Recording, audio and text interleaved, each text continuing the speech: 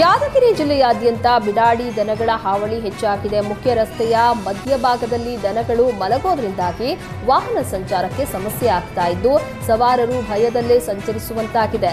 ಯಾದಗಿರಿ ನಗರದ ಸುಭಾಷ್ ವೃತ್ತ, ಲಾಲ್ ಬಹದ್ದೂರ್ ಶಾಸ್ತ್ರಿ ವೃತ್ತ, ಗಾಂಧಿ ಚೌಕ್ ಸೇರಿದಂತೆ ಹಲವು ಏರಿಯಾಗಳಲ್ಲಿ ದನಗಳು ಎಲ್ಲೆಂದರಲ್ಲಿ ಮಲಗ್ತಾ ಇವೆ. ಇದರಿಂದ ರಸ್ತೆ ಅಪಘಾತಗಳು ಸಂಭವಿಸ್ತಾ ಇದ್ದು ಸಂಬಂಧಪಟ್ಟ ನಗರಸಭೆ ಅಧಿಕಾರಿಗಳು ಬಿಡಾಡಿ ದನಗಳ ವಾರಸುದಾರರಿಗೆ ತಿಳಿ ಹೇಳಬೇಕಾಗಿದೆ. ಆದರೆ ಅಧಿಕಾರಿಗಳು ನಿರ್ಲಕ್ಷ್ಯ ವಹಿಸ್ತಾ ಇದ್ದು ಇದರಿಂದ ಜನರಿಗೆ ನಿತ್ಯ ಕಿರಿಕಿರಿ ಆಗ್ತಾ ಇದೆ. ಹಾಗಾಗಿ ತಕ್ಷಣ ಬಿಡಾಡಿ ದನಗಳನ್ನ ಗೋಶಾಲೆಗೆ ಸೇರಿಸಿ ದನಗಳ ಕಾಟ ತಪ್ಪಿಸಬೇಕು ಅಂತ ಸ್ಥಳೀಯರು ಆಗ್ರಹಿಸಿದ್ರು.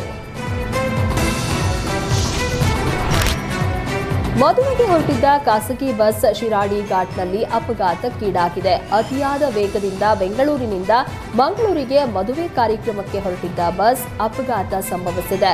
ಅಕ್ಕಪಕ್ಕದ ವಾಹನ ಸವಾರರು ಪ್ರಯಾಣಿಕರನ್ನ ರಕ್ಷಿಸಿದ್ದಾರೆ. ಅದೃಷ್ಟವಶಾತ್ ಪಾರಾದ ಬಸ್ನಲ್ಲಿದ್ದಂತಹ ಪ್ರಯಾಣಿಕರು ಸಕಲೇಶಪುರ ಗ್ರಾಮಾಂತರ ಪೊಲೀಸ್ ಠಾಣೆಯಲ್ಲಿ ಈ ಘಟನೆ ನಡೆದಿದೆ.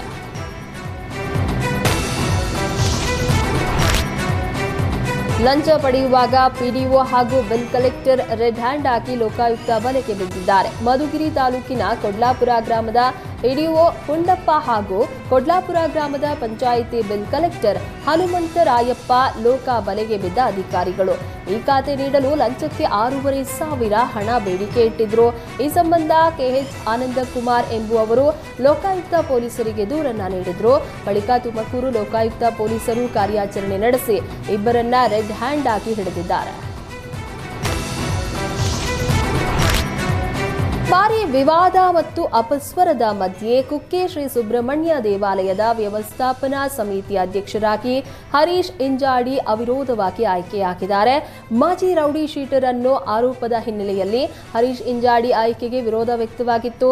ಸ್ವತಃ ಉಸ್ತುವಾರಿ ಸಚಿವ ದಿನೇಶ್ ಗುಂಡೂರಾವ್ ಹರೀಶ್ ಆಯ್ಕೆಗೆ ಶಿಫಾರಸು ಪತ್ರವನ್ನ ನೀಡಿದ್ರು.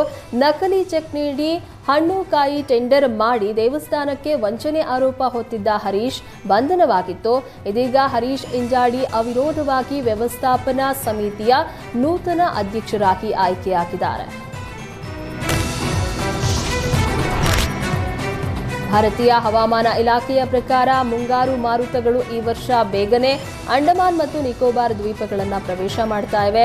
ಇದರ ಪರಿಣಾಮ ನಿಕೋಬಾರ್ ದ್ವೀಪಗಳಲ್ಲಿ ಕಳೆದ 2 ದಿನಗಳಿಂದ ಮಳೆ ಸುರಿತಾ ಇದೆ. ಬೆಂಗಳೂರಿನಲ್ಲಿ ಪೂರ್ವ ಮುಂಗಾರು ಮಳೆಯಾಗಿದ್ದು ಹಲವೆಡೆ ರಸ್ತೆಗಳು ಜಲಾವೃತ ಆಗಿದೆ, ಟ್ರಾಫಿಕ್ ಜಾಮ್ ಉಂಟಾಗಿದೆ ಮತ್ತು ಮರಗಳು ಧರೆಗುರುಳಿವೆ.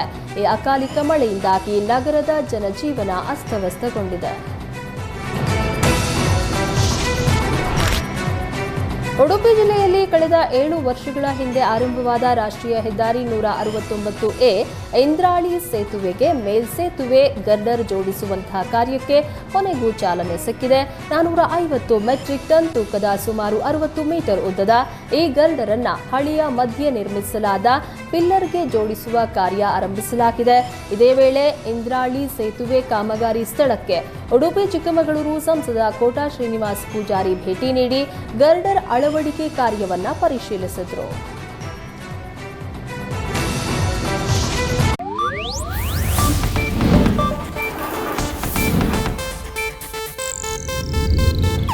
ಇದು ಏಷ್ಯಾನೆಟ್ ನ್ಯೂಸ್ ನೆಟ್ವರ್ಕ್ ಪ್ರಸ್ತುತಿ.